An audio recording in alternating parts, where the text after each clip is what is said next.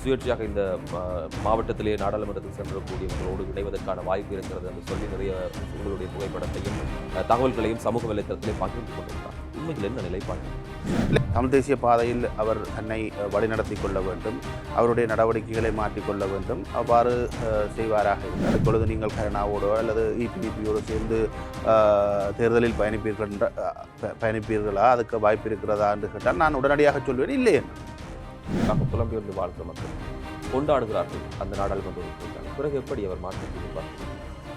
சட்டம் ஒரு நாடாளுமன்ற உறுப்பினருக்குரிய சிறப்புரிமையாக எதை வரையறுத்திருக்கிறது? நாடாளுமன்ற உறுப்பினருக்குரிய சிறப்புரிமை என்று பாராளுமன்றத்துக்குள் பேசுகின்ற விடயங்களுக்கு தான் சிறப்புரிமை இருக்கு. இரண்டு தரப்புகள் இணைந்தால் பல இடங்களிலே சாதிக்க முடியும் என்பதை நீங்கள் குறிப்பிடுகிறீர்கள். இந்த தரப்புகள் அப்படி இணைவதற்கான வாய்ப்பு இருக்கு. கடந்த முறை மிகப்பெரிய வெள்ளம் ஏற்பட்டது, பாதிப்புகளும் அதிகமாகத்தான் என்பது மாநகரத்துக்குள்ளேயே. ஏன் அது நிலைபெறான அபிவிருத்தியாக உங்களால் உருவாக்க முடியவில்லை? நாங்கள் ஒரு காரை தயாரித்தால் அது நல்ல காரன்ட்டு நாங்கள் சர்வீஸ் போடாமல் வச்சுருக்கிறோம். விலை உயர்ந்த 5 கோடிக்கு வாங்கினான்னு சொல்லி போட்டு ஆயில் மாற்றாமல் சர்வீஸ் ஸ்டேஷனில் போய் சர்வீஸ் போடாமல் வச்சுருக்கலாமா?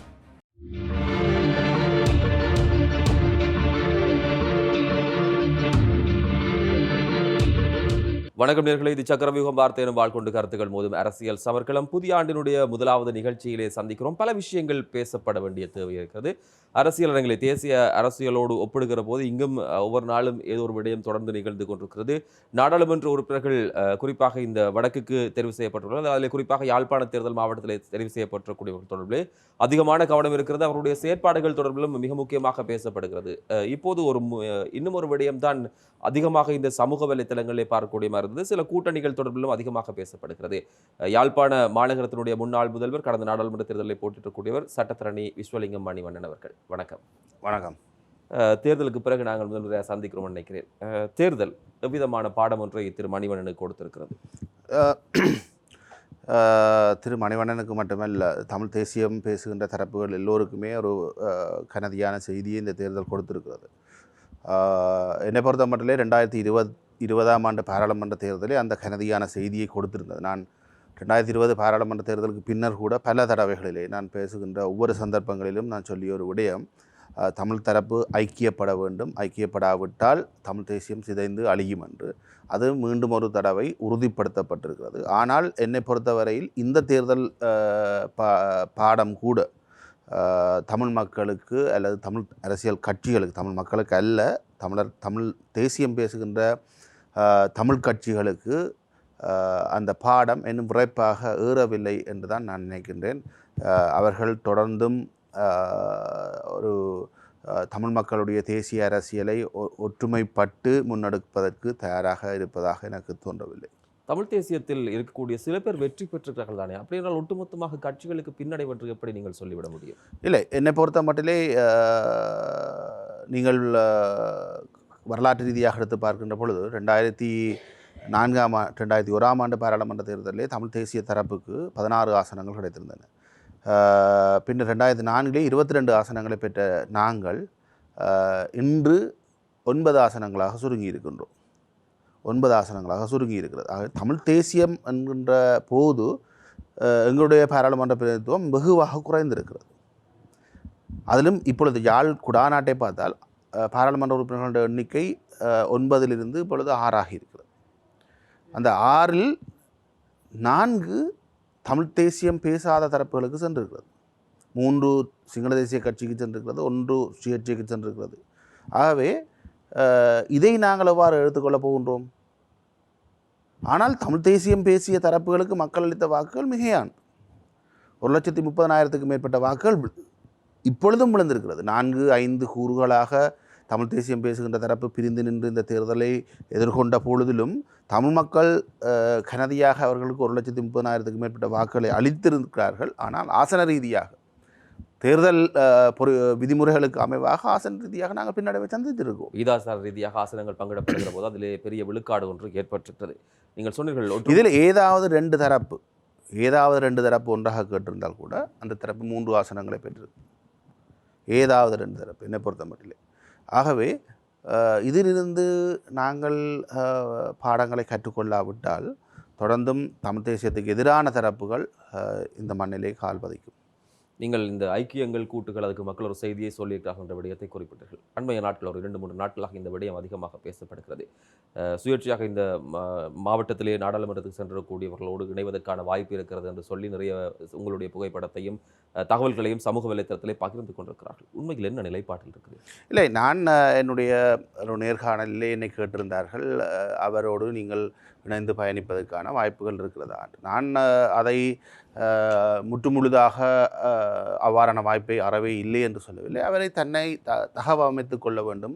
தமிழ் தேசிய பாதையில் அவர் தன்னை வழிநடத்தி கொள்ள வேண்டும். அவருடைய நடவடிக்கைகளை மாற்றிக்கொள்ள வேண்டும். அவ்வாறு செய்வாராக இருந்தால் எங்களுடைய கட்சி, நாங்கள் ஒரு கட்சியாக இயங்குகின்றவர்கள், எங்களுடைய கட்சியினுடைய மத்திய குழு தீர்மானம் எடுக்கின்ற சந்தர்ப்பத்திலே நாங்கள் சேர்ந்து பயணிப்பதற்கான வாய்ப்புகளை நாங்கள் முற்றாக புறக்கணிக்க முடியாது, இல்லை என்று கதவை மூட முடியாது. இப்பொழுது நீங்கள் கருணாவோடோ அல்லது இபிடிபியோடு சேர்ந்து தேர்தலில் பயணிப்பீர்களா, அதுக்கு வாய்ப்பு இருக்கிறதா என்று கேட்டால் நான் உடனடியாக சொல்வேன் இல்லை என்று.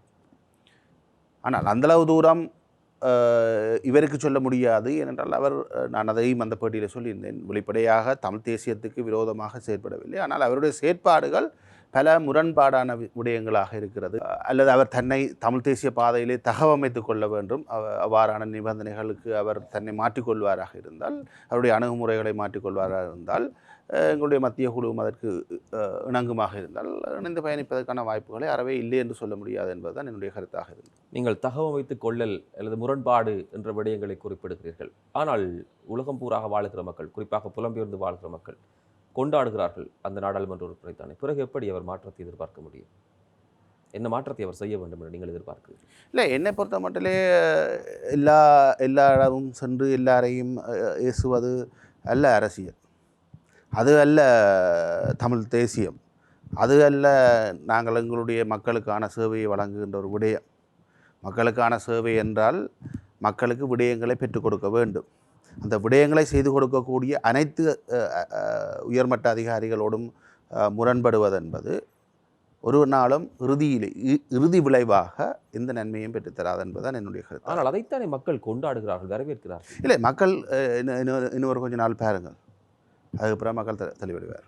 சரி, குறிப்பாக இந்த விடயங்கள் எல்லாம் நாங்கள் பேசிக்கொண்டிருக்கிறோம். இந்த மாவட்டத்திலிருந்து தேர்தலிலே போட்டியிட்டு இருந்தாலும் கூட ஒரு அரசியல்வாதி என்பதற்கு பல சட்டத்தரணி என்பது தொடர்பில் நாங்கள் பேசலாம். சில நாடாளுமன்ற உறுப்பினர்களுடைய செயற்பாடு அண்மை நாட்களிலே அவதானிக்கப்படுகிறது. வாகனங்கள் மறிக்கப்படுகிறது, சோதனையிடப்படுகிறது, அது கைப்பற்றப்பட்டிருப்பதாக சொல்லப்படுகிறது. அதைவிட வெளியிலே நடக்கக்கூடிய சம்பவங்கள், எல்லை முறி போகக்கூடிய, எங்களுக்கு பதவி இருக்கிறது, நாங்கள் நாடாளுமன்ற உறுப்பினராக இருக்கிறோம், எதையும் கேட்கலாம், எதையும் செய்யலாம் என்ற சில விஷயங்கள் இருக்கிறது. சட்டம் ஒரு நாடாளுமன்ற உறுப்பினருக்குரிய சிறப்புரிமையாக எதை வரையறுத்திருக்கிறது? நாடாளுமன்ற உறுப்பினருக்குரிய சிறப்புரிமை என்று பாராளுமன்றத்துக்குள் பேசுகின்ற விடயங்களுக்கு தான் சிறப்புரிமை இருக்கிறது. ஒரு பாராளுமன்ற உறுப்பினர் நாடாளுமன்றத்துக்கு வெளியிலே வந்து பேசினால் அவர் அதுக்கான சட்ட ரீதியான விளைவுகளை சாதாரண மனிதரை போன்று எதிர்கொள்ள வேண்டும். ஏனென்றால் பாராளுமன்றம் என்பது சட்டத்தை ஆக்குகின்ற இடம், சட்ட வாக்கு கழகம் என்று சொல்லுவார்கள். அங்கு சட்டங்களை நாங்கள் ஆக்குகின்ற பொழுது பல்வேறு விடயங்களை நாங்கள் அச்சமின்றி தெளிவாக கூற வேண்டி இருக்கும். அவ்வாறு கூறுகின்ற பொழுது அது அவருக்கு பின்விளைவை கொண்டு வரக்கூடாது என்பதற்காக அந்த நாடாளுமன்ற சிறப்புரிமை கொடுக்கப்பட்டிருக்கு. நாடாளுமன்ற சிறப்புரிமை என்பது நாடாளுமன்ற வளாகத்திற்குள் மட்டும், நாடாளுமன்ற அமர்வுகளின் போது அவர்கள் பேசுகின்ற விடயங்களுக்கு மட்டுமே பொருத்தமான ஒரு விடயமாக இருக்கிறது. அதில் கூட பாராளுமன்ற உறுப்பினர்கள் தனிமனித தாக்குதலிலே, தனிமனிதர்களை விமர்சிக்கின்ற மோசமான செயற்பாடுகளிலே பாராளுமன்ற சிறப்புரிமை என்கின்ற வரப்பிரசாதத்தை பயன்படுத்தி கொண்டு செய்ய முடியாது என்று ஏற்பாடுகள் இருக்கின்றது. அவ்வாறு ஒரு தனிமனித தாக்குதலில் ஈடுபட்டால் அதற்கு எதிராக சட்ட நடவடிக்கை எடுக்க முடியும். ஆனால் பாராளுமன்றத்துக்கு வெளியில் வந்தால் அவர் சாதாரண மனிதர் தான், அவருக்கு எந்த அதிகாரமும் கிடையாது. அவர் மக்களுடைய பிரச்சனையை பாராளுமன்றத்தில் கதைப்பதற்கும், மக்களுடைய பிரச்சனையை உரிய இடங்களில் சென்று மக்களுக்கு பிரச்சனைக்கு தீர்வு கொடுப்பதற்கு தான் அவருக்கு அதிகாரம் கொடுக்கப்பட்டிருக்கிறது. தவிர இருக்கிற அதிகாரிகள் எழும்பு இது என்னை அப்படி கூப்பிடு இப்படி கூப்பிடு என்று சொல்வதற்கோ அல்லது போய் குழப்பங்களை விளைவிப்பதற்கோ எந்த ஒரு அதிகாரமும் பாராளுமன்ற உறுப்பினருக்கு கிடையாது. அப்படி என்றால் வாகனம் ஒன்று மறிக்கப்பட்டு இங்கிருந்து சுண்ணக்கல் அகழ்தல் என்பது தடையான விஷயம் அல்லது அது இந்த சூழலுக்கு உவப்பில்லாத விடயம்தான். அது மறித்து சோதனையிடப்பட்டு கைப்பற்றப்பட்டிருப்பதாக செய்திகள், சாவகச்சேரி போலீஸ் நிலைய எல்லைக்குள்ளே இது நடந்திருக்கிறது. ஒரு நாடாளுமன்ற உறுப்பினர் ஆளும் தரப்பை சேர்ந்திருக்கக்கூடியவர். அந்த ஏற்பாடுகள் இருக்கிறதா? ஒருபோதும் இல்லை. போலீஸாருக்கு இருக்கிறது அந்த அதிகாரம். போலீஸாருக்கு வாகனத்தை சோதனை முடியும், சட்டவிரோதமான பொருள் சென்றால் அதை கைது செய்ய முடியும், அதை உரிய சட்ட நடவடிக்கைக்கு உட்படுத்த முடியும். ஆனால் எந்த பாராளுமன்ற உறுப்பினருக்கும் எந்த ஒரு வாகனத்தை நிறுத்துவதற்கான அதிகாரம் கிடையாது. சரி, உள்ளூராட்சி தேர்தல் தொடர்பில் இப்போது பேசப்படுகிறது. ஏப்ரல் நடுப்பகுதிக்குள்ளே நடத்தப்படலாம் என்ற அறிவிப்பு அரசு சார்பாக அல்லது அரசினுடைய அங்கம் வகிக்கக்கூடிய மிக முக்கியமான உறுப்பினர்களிடமிருந்து வெளிப்பட்டுக் கொண்டிருக்கிறது. மறுபக்கமாக மாகாண சபை தேர்தல் தொடர்பில் இந்த வருடத்தினுடைய இறுதியில் அல்லது அடுத்த வருடத்தினுடைய ஆரம்பத்தில் நடத்தலாம் என்ற விடயமும் யோசனையாக முன்வைக்கப்படுகிறது. என்றால் ஸ்ரீலங்காவினுடைய ஜனாதிபதி இந்தியா சென்றிருக்கிற போது அங்கே இதற்கான ஒப்புதல்களை கூட கொடுத்திருப்பதாக செய்திகளிலே பார்க்கிறோம். உள்ளூராட்சி சபை தேர்தல் தொடர்பிலே திரு மணிவண்ணன் அவர்களுடைய நிலைப்பாடு, அவர்களுடைய கட்சியினுடைய நிலைப்பாடு எப்படி இருக்கிறது? நாங்கள் உள்ளூராட்சி மன்ற தேர்தலை நிச்சயமாக எதிர்கொள்வதற்கு தயாராக எங்களுடைய கட்சியினுடைய ஏற்பாடுகளை செய்து கொண்டிருக்கின்றோம். என்னை பொறுத்தமட்டிலே இந்த உள்ளூராட்சி மன்ற தேர்தலிலே தமிழ் தரப்புகள் ஒன்றிணைந்து போட்டியிட வேண்டியது காலத்தின் கட்டாயம் என்று நான் பார்க்கின்றேன். தமிழ் கட்சிகள் அதற்கு தயாராக இருக்காத விடத்து அதனுடைய விளைவுகளை நாங்கள் உள்ளூராட்சி மன்ற தேர்தல்களுக்கு பின்னரும் அல்லது மாகாண சபை தேர்தலுக்கு பின்னரும் நாங்கள் அறுவடை செய்ய வேண்டியிருக்கும். நாங்கள் இலவு காத்த கிளிகளாக வாய்ப்பாத்திருக்க வேண்டிய கட்டாயம் இருக்கிறது. கணக்கியல் ரீதியாக வேண்டுமாக இருந்தால் ரெண்டு தரப்புகள் ரெண்டாக, ஆனால் அது ஒத்திசைவாகத்தான் அந்த தேர்தலிலே போட்டியிட்டால் இந்த இப்போ இருக்கக்கூடிய உள்ளூராட்சி மன்ற தேர்தல் சட்ட முறைகளுக்கு கூடாக அதிக ஆசனங்களை பெற்றுக்கொள்வதற்கான வாய்ப்புகள் இருக்கிறது. ஆனால் அவ்வாறு ரெண்டு தரப்பாக நாங்கள் கேட்கின்ற பொழுது கூட அந்த ரெண்டு தரப்பும் பட்டியலை ஒரு புரிந்துணர்வின் அடிப்படையில் தயார் செய்ய வேண்டும். அவ்வாறு ஒரு புரிந்துணர்வின் அடிப்படையில் பட்டியல் தயார் செய்யப்படுமாக இருந்தால் மாத்திரம்தான் ரெண்டு கட்சிகள் தனித்தனியாக கேட்டாலும் அதிக ஆசனங்களை ரெண்டும் சேர்த்து பெறுவதற்கான வாய்ப்புகள் உள்ளூராட்சி மன்றத்தில் இருக்கிறது. ஆனால் இங்கே நீங்கள் பார்க்க வேண்டிய ஒரு விடயம், உள்ளூராட்சி மன்றம் வட்டார ரீதியாக பார்க்கின்ற பொழுது 60% வட்டார ரீதியாக ஒதுக்கப்பட்டிருக்கிறது. நீங்கள் கடந்த தேர்தலை நீங்கள் பார்த்தீர்களாக இருந்தால் வட்டாரத்தில் அதிக ஆசனங்களை பெற்ற கட்சி விகிதாசாரத்தில் பெறாது. விகிதாசாரத்தில் அவர்களுக்கு அதிக ஆசனங்கள் வந்து சேராது. சில இடங்களிலே நாங்கள் சைக்கிள் சின்னத்திலே போட்டியிட்ட பொழுது எங்களுக்கு பருத்தித்துறை நகர சபையாக இருக்கலாம் அல்லது சாவச்சேரி நகர சபையாக இருக்கலாம், நாங்கள் 6 வட்டாரங்களை வென்ற பொழுதும் விகிதாசாரத்தில் எந்த ஒரு ஆசனமும் கிடைக்கவில்லை. அதே போன்று நல்லூர் பிரதேச சபையிலே தமிழரசு கட்சிக்கு 5 வட்டாரங்களை வென்ற பொழுதும் விகிதாசாரத்திலே ஆசனங்கள் கிடைக்கவில்லை. இந்த 6 என்று நினைக்கின்றனர். 6 ஆசனங்கள் கிடைத்த பொழுதும் விகிதாசாரத்தில் எந்த ஒரு ஆசனமும் அவர்களுக்கு கிடைக்கவில்லை. ஆக இந்த பொறிமுறை கூடாக வட்டாரங்களை நாங்கள் அதிகளவான ஆசனங்களை கைப்பற்றுகின்ற பொழுதும் விகிதாசாரத்திலே நாங்கள் கோட்டை விடுகின்ற ஒரு நிலைமை ஒன்று இருக்கிறது.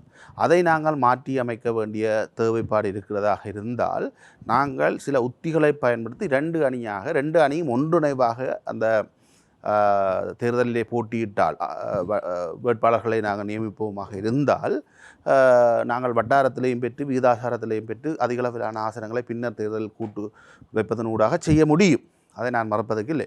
ஆனால் நீங்கள் பாருங்கள், வட்டாரத்திலே 60% ஆசனங்கள் வட்டாரம். அப்போ முழு வட்டாரமும் வென்றால் முழு வட்டாரத்திலேயும் வெல்லுகின்ற பொழுது நாங்கள் 50க்கும் அதிகமான ஆசனங்களை பெற்றுக்கொள்ள முடியும். 50% அதிகமான ஆசனங்களை பெற முடியும். ஒரு வாக்கால் கூட வட்டாரத்தை நாங்கள் தவற விடுவதற்கான வாய்ப்புகள் இருக்கிறது. ஒரு வாக்கை அதிகமாக பெற்றாலே நாங்கள் வட்டாரத்தை கைப்பற்ற முடியும். உதாரணமாக ஒரு வட்டாரத்திலே ஏ என்ற ஒரு கட்சிக்கு 300 வாக்குகளும், பி என்ற ஒரு கட்சிக்கு 320 வாக்குகளும், சி என்ற ஒரு கட்சிக்கு 50 வாக்குகளும் கிடைக்குது என்று வைங்க. ஏயும் சியும் ஒன்றிணைந்திருந்தால் அவர்கள் அந்த வட்டாரத்தை கைப்பற்ற முடியும் 350 வாக்குகளை பெற்று. ஆனால் ஏயும் சியும் பிளவடைந்திருப்பதால் 320 வாக்கை பெற்ற ஒருவர் அந்த வட்டாரத்தை வெல்லப் போகின்றார். ஆகவே 2 தரப்புகள் பிரிந்து நின்று அடிபடுகின்ற பொழுது, வாக்குகள் தமிழ் தேசியம் பேசுகின்ற தரப்புகள் பிரிந்து நின்று அடிபடுகின்ற பொழுது தமிழ் தேசியத்துக்கு பற்றானவர்கள் தன்னியல்பாக பிரிய வேண்டிய கட்டாயம் இருக்கிறது. ஏனென்றால் ஒரு வேட்பாளருக்கு சொந்தங்கள் இருப்பார்கள். ஆகவே தன்னுடைய சொந்தக்காரன் உறவினர் கேட்கிறார் என்ற, அயலவர் கேட்கிறார் என்ற ரீதியில் அவர் தமிழ் தேசிய உணர்வோடு இருந்தாலும் அந்த கட்சிக்கு போடுவார். மற்ற கட்சியிலும் அவ்வாறு தான் இருக்கும். ஆனால் இந்த 2 முரண்பாடும் இல்லாமல் ஒருவர் தமிழ் தேசிய பேசுகின்ற தரப்பாலே நிறுத்தப்படுகின்ற பொழுது தமிழ் தேசிய உணர்வாளர்கள் எல்லோரும் அவருக்கு வாக்களிக்கின்ற சந்தர்ப்பம் இருக்கிறது. ஆகவே அதிக வாக்குகளை பெற்று வட்டாரங்களை வெற்றுவதற்கான வாய்ப்புகள் இருக்கிறது. ஆகவே நாங்கள் வட்டாரங்களையும் கோட்டை விடக்கூடாது. ஆகவே நாங்கள் தமிழ் தேசியம் பேசுகின்ற தரப்புகள் ஒன்றிணைய வேண்டியது காலத்தின் கட்டாயம். அல்லது 2ஆக போட்டியிட்டால் கூட ஒரு புரிந்துணர்வின் அடிப்படையில் வேட்பாளர்களை நிறுத்துகின்ற பட்சத்தில் மாத்திரம்தான் அதிகமான ஆசனங்களை பின்னர் தேர்தலுக்கு பின்னரான கூட்டு ஊடாக பெற்றுக்கொள்ள முடியும்.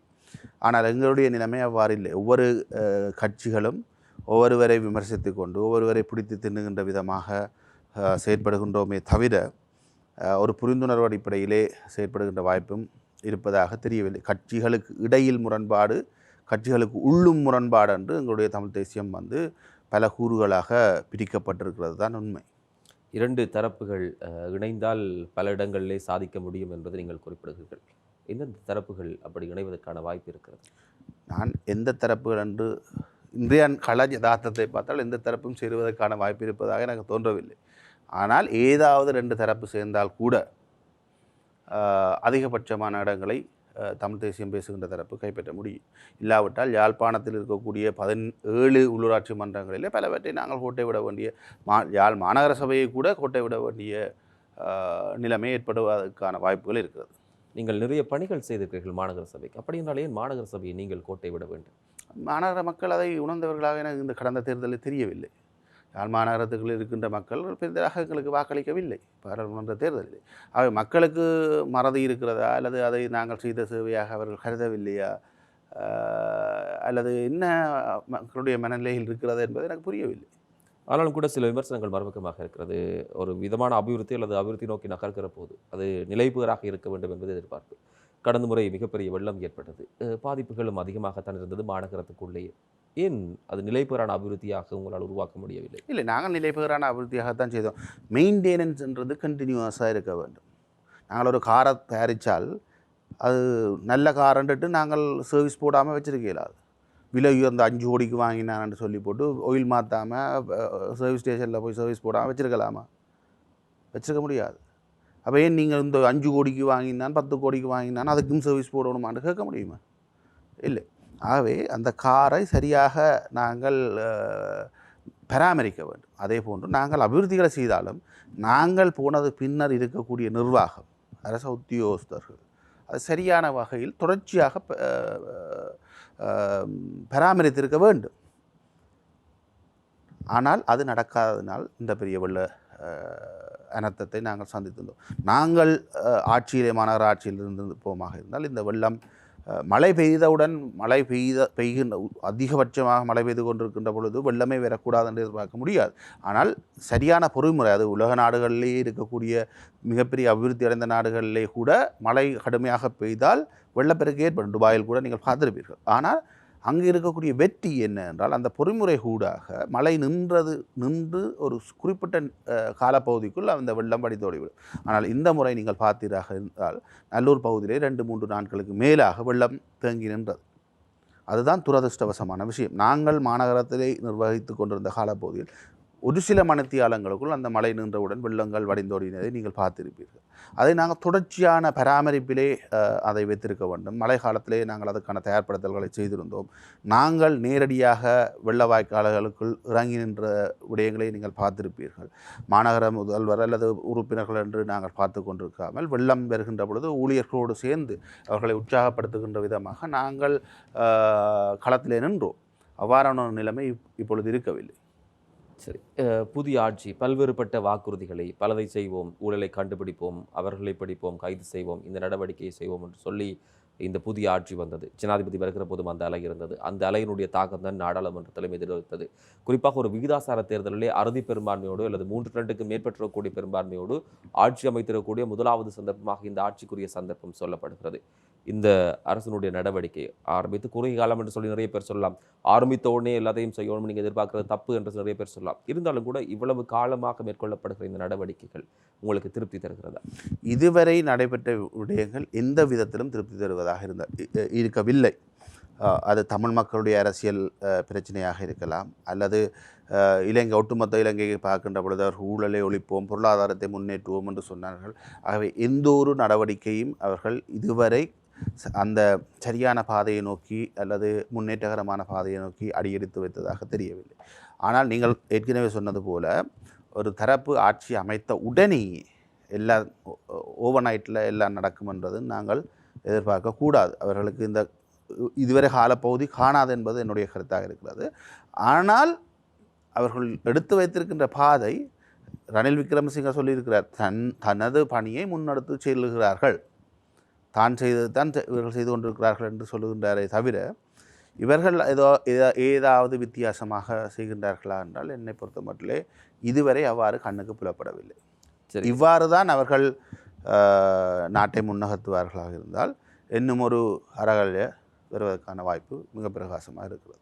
பொருளாதாரம் தொடர்பிலும் சில முக்கியமான முடிவுகளை எடுப்போம், அதற்கு தயாராக இருங்கள் என்று சொல்லி மிக குறிப்பாக அமைச்சரவை பேச்சாளர் குறிப்பிடுகிறார். திருப்பியும் ஒரு பொருளாதார சரிவுக்குள் நாங்கள் சிக்கப்பட போகிறோமா? அதற்கான வாய்ப்புகள் இல்லை என்று சொல்வதற்கு இல்லை.